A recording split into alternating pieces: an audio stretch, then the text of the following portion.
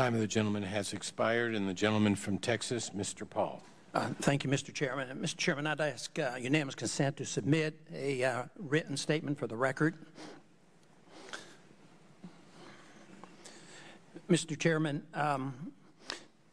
I want to submit several questions to the panel, and there won't be enough time to answer these, but I want these questions to be on the record. First, I would like to ask, why should the American people continue to support a war that was justified by false information?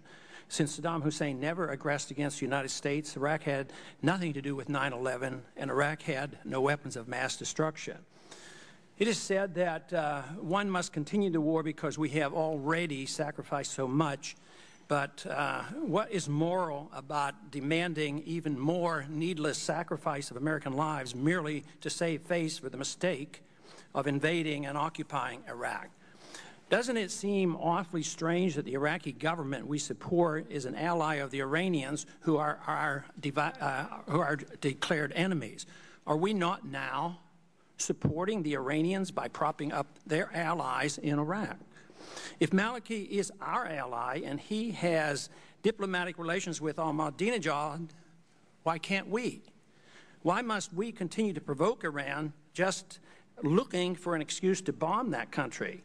Does our policy in Iraq not guarantee chaos in this region for years to come? It is estimated that up to 2,000 Iraqi soldiers refused to fight against al-Sadr's militia. Why should we not expect many of the 80,000 Sunnis we have recently armed to someday turn their weapons against us, since they, as well as the Mahdi army, detest any and all foreign occupation? Is it not true that our ally Maliki broke the ceasefire declared by al-Sadr by initiating the recent violence? Is it not true that the current ceasefire was brokered by the Iranians, who also condemned the attacks on the Green Zone? How can we blame all the violence on the Iranians? Is it not true that with the recent surge in violence in Iraq, that the March attacks are now back at the same level as they were in 2005? Does Iran not have a greater justification to be involved in neighboring Iraq than we do, since it's 6,000 miles from our shores? If China or Russia were occupying Mexico, how would we react? Since no one can define winning the war, just who do we expect to surrender? Does this not mean that this war will be endless, since our political leaders will not end it? That is, until we go broke, and maybe that's not far off. I do have one question, even though there's not enough time to get all those questions answered. I do have one question I do believe there's enough time to answer, probably rather briefly. And then in your estimation, does the administration have the authority to bomb Iran without further congressional approval?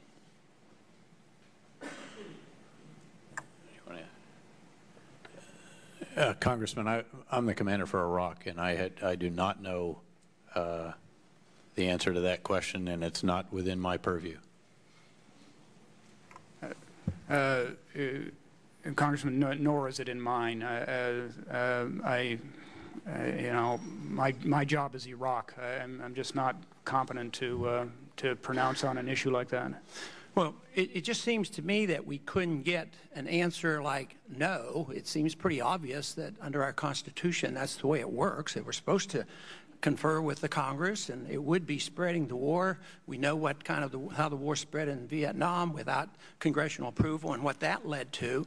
So it seems to me that it's to not say no. The administration does not have authority to bomb another country without getting authority from the Congress. So it disturbs me to no end that we can't get a flat-out no on this question. And I yield back the balance of my time.